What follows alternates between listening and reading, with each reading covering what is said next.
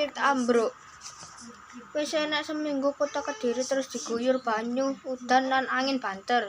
Udan angin kasebut njlarani wit-witan padha ambruk. Ngembruki dalan, tembok, omah, pekarangan, motor lan mobil. Yang ditotal wis ana puluhan wit sing ambruk. Embuh saka pang lan gagang wit-witan sing ceklek. Ganti ambruk tekan oyote amarga angin banter sing dibarengi udan deres. Seminggu kepungkur bener wis ana akeh kedadeyan wit ambruk. Jare Kabid Tratimbun Satpol PP Kota Kediri Nur Kamid.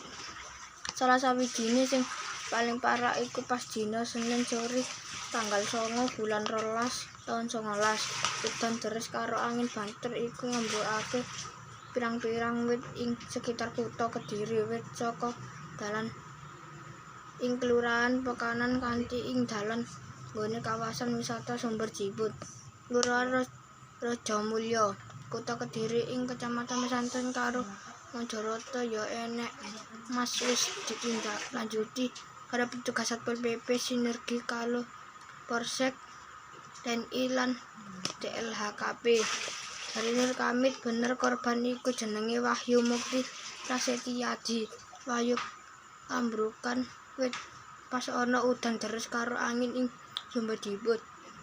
Pas iku Wahyu jerene lagi ngopi bareng kanca-kancane mulih saka Kediri ate mampir ngopi pisan karo ngenteni udan terang. Pas ning njero warung enek wit sing dhuwure 20 meter ambruk.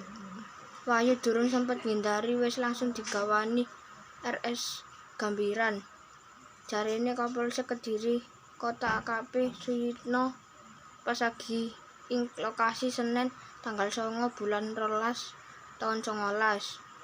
Kasih Pencegahan lan Kesiapsiagaan BPBD Kota Kediri Adi Sutrisno ngaturi yen adhedhasar prediksi Badan Meteorologi, Klimatologi dan Geofisika BMKG Malang mlebu awal musim udan ing Kediri sanajan intensitas urung dhuwur. Udan angin terus diprediksi bakal kedadeyan. Sing penting antisipasi tekani udan angin. Beda anak korban jiwa.